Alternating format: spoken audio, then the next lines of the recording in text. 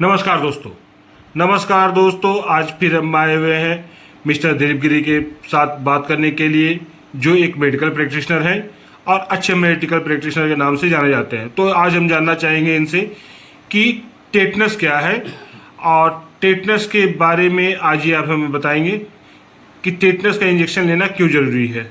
Sir please बताएं। नमस्कार सभी दर्शकों को मेरी ओर से। मैं दिलीप गिरी मेडिकल प्रैक्टिशनर। जैसा कि सवाल आपने रखा टेटनस क्या है, तो टेटनस जो है एक तंत्रिका तंत्र की बीमारी है और यह बैक्टीरिया के द्वारा होता है। उस बैक्टीरिया का नाम है क्लोस्ट्रीडियम टेटानी।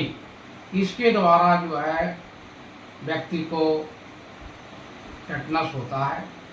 टेटनस में देखते हैं कि तंत्रिका तंत्र को प्रभावित करती है और तंत्रिका तंत्र जब प्रभावित होती है तो निश्चित है कि टेटनस रोगी में शरीर में विशेष दर्द होता है और मसल में अकड़न होती है, मुंह नहीं खुलता है, लार निकलता है, जबड़ा जो है लॉकअप जबड़ा के नाम से जानते हैं, या जबड़ा लॉक हो जाता है और इसमें बुखार भी आता है।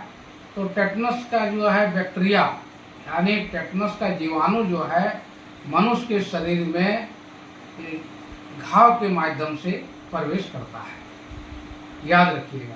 तो घाव को जो है हमको साफ सफाई पर विशेष ध्यान देना चाहिए हर व्यक्ति को, और 24 घंटा के अंदर टेटनस का इंजेक्शन लेना चाहिए।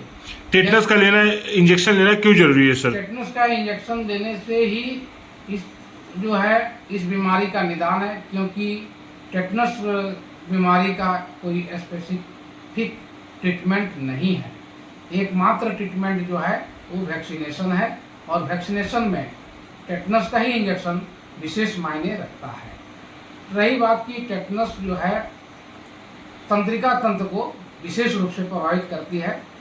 जो है इसमें देखते हैं कि मनुष्य का शरीर जो है धनुष के आकार का हो जाता है। खास करके गर्भवती महिलाओं को भी होती है और बच्चों में भी पाई जाती है यह बीमारी। तो बच्चों को भी विशेष ध्यान रखते हुए टेटनस का इंजेक्शन यानी वैक्सीनेशन कराना चाहिए। और घाव जो है, घाव जिसे है खुला घाव को नहीं रखना चाहिए। यह बैक्टीरिया जो है धूल में उड़ता है और जहाँ खुला घाव मिला उस घाव के माध्यम से शरीर में प्रवेश करता है और अपना जो है प्रभाव दिखलाता है। इसमें मस्तिष्क तथा स्पाइनल कॉर्ड को भी विशेष रूप से प्रभावित करता है। तो अपने तथा अपने पड़ोस को, आस पड़ोस को, जनित को ध्यान में रखते हुए टेटनस का इंजेक्शन दिलाने का प्रयास करेंगे और जागरूक करते हुए, अर्थात कहने का मतलब यह है कि अपने पड़ोस को भी जागरूक कीजिए कि जहाँ चोट लगे या कोई जंग से लोहा से अगर कट जाता है, ब्लड नहीं भी निकला है, फिर भी टेटनस का इंजेक्शन लेना चाहिए। यही है टेटनस का रोकथाम। क्या जानवरों के काटने के बाद भी हमें टेटनस लेना चाहिए? जी, जानवरों के काटने के बाद अर्थात शरीर से जहाँ भी कोई भी आघात से ब्लड निकला, रक्त का निकलना ही टेटनस को जन्म देता है। इसलिए टेटनस को बचाव हेतु टेटनस का वैक्सीन बहुत जरूरी है। तो रेबीपुल हम लोग जो लेते हैं कुत्तों के काटने के बाद, बिल्ली के काटने के बाद, तो क्या उसके बाद भी हमको टेटनस का सुई लेना होगा?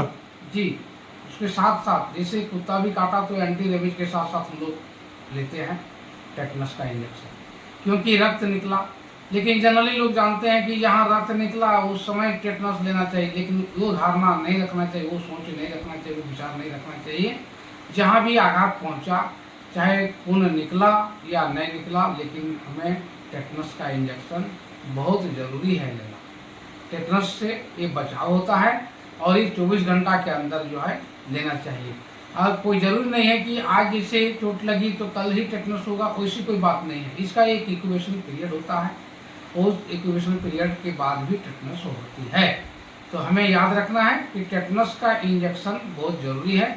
ये टेटनस का दवा जो है कोई विशेष मायने नहीं रखता है, लेकिन सिस्टमेटिक ट्रीटमेंट हम लोग देते हैं टेटनस का रोगी में विशेष में कर शरीर में बहुत ही दर्द होता है, असहनीय दर्द होता है तथा मसल जो है के साथ साथ तंत्रिका तंत्र विशेष रूप से प्रभावित होता है। मसल में जकड़न होता है और गर्दन में भी जकड़न होता है, मुंह नहीं खुलता है, जिसको अभी मैंने बताया कि लॉक ऑफ जॉ के नाम से भी हम लोग जानते हैं। जबड़ा जो है लॉक हो जाता है। धन्यवाद।